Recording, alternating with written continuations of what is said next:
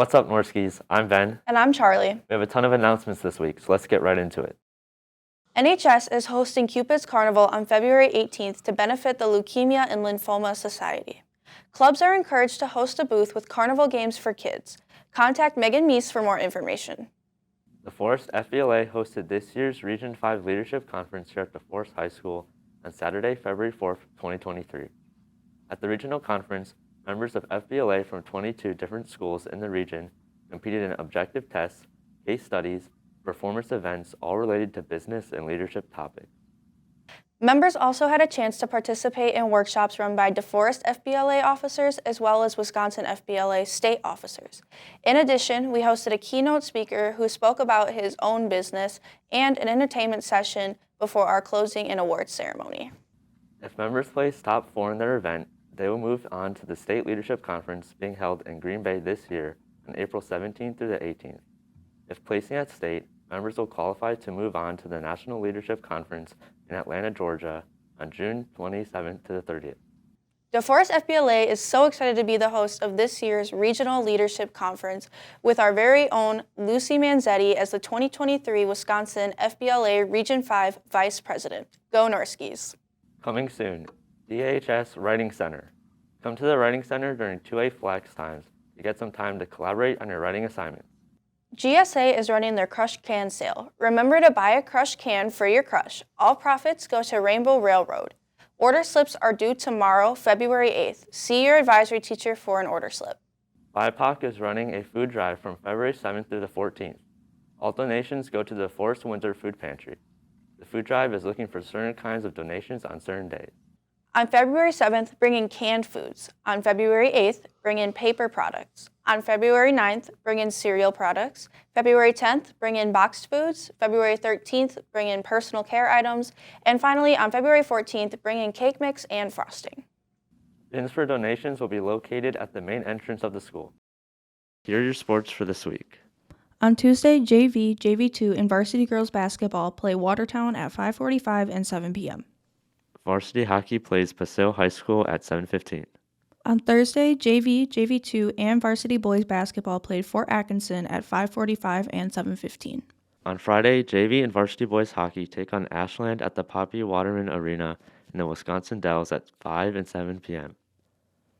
JV and varsity girls basketball plays Wanakee at 5:45 and 7:15 p.m.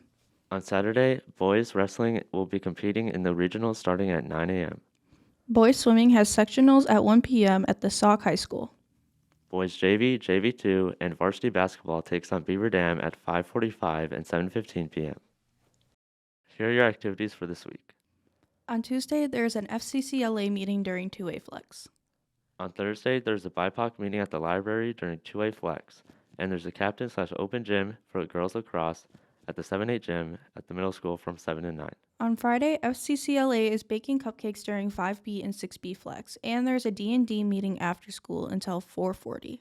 On Saturday, Show Choir has the Fort Atkinson Showcase, and there's a forensics tournament at Madison West. Officer Freeman stopped by this week to talk about Speak Up, Speak Out. We are joined on set today by our school resource officer. Officer Freeman is here to share with North Nation an important new tool for keeping each other in our school safe. Officer Freeman, what is Speak Up, Speak Out? Speak Up, Speak Out is a partnership that the school has with the Wisconsin Department of Justice Office of School Safety. They created a tip line available for staff, students, and community members to provide tips to school administration and law enforcement if there's any threats on school grounds or any other bullying, harassment things that the school can look into. It's a great opportunity for students to have an additional tip line that keeps them anonymous, and that a 24/7 staffed headquarters looks at those tips and can send them out to law enforcement any time of the day. What are examples of things that students should report? The most common things are bullying, harassment, drugs, alcohol use. It could be a threat to physical safety at the school. When you do submit a tip, it has a drop-down box on the website of what type of tip it could be. There's a lot of different options, and there is, you can type in what you think the threat is as well. So, but I would say pretty much anything you would think is a safety concern for yourself or the school community. If students report something, is it anonymous? It is anonymous. When you submit a tip, you get sent to a screen where Speak Up, Speak Out staff can then speak with you or chat with you, asking additional information, things like that. But every tip that you put in is anonymous for your safety. Who do the reports go to, and what happens once they're submitted? The reports go to school administration staff at each building. So for example, the high school, the APs, administration staff would receive them. Local law enforcement would receive them as well. Speak Up, Speak Out has 24/7 staffing at their headquarters where they have people investigating the tips as well to triage them and prioritize them as they come in. Once that tip is received, school will work with either law enforcement or the Speak Up, Speak Out Center to start initial investigation. How would students report a possible threat? There's going to be a couple different options. The most common one probably will be there's going to be a bookmark added to each student's Chromebook in the next couple days where they just drop that down. It'll take you to the online report form. From there, you can fill out everything that you need. You can access Speak Up, Speak Out from a mobile device and submit a tip that way, any desktop, things like that. There will be some QR codes posted throughout the schools where students can take a quick picture and it will take them to the link of the form. This sounds like an important addition to keeping our school and community safe. Is there anything else you'd like to share, Officer Freeman?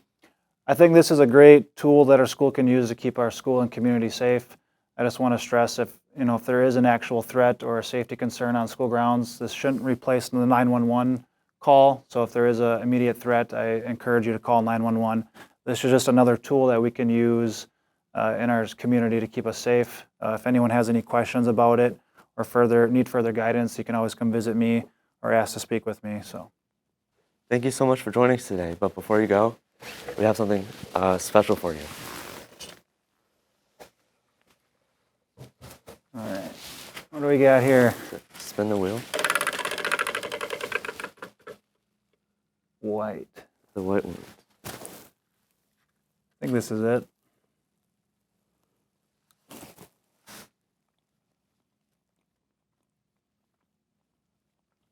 Doesn't taste good. I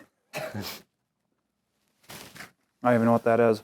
Doesn't taste good. It's either birthday cake or dirty dishwasher. That's dirty dishwasher for sure. Great.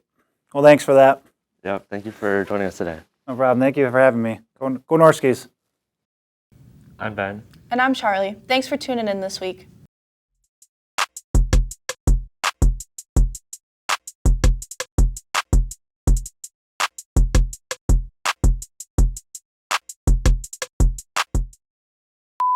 What's up, North Keys? I'm Ben. You said Orski's weird. Sorry.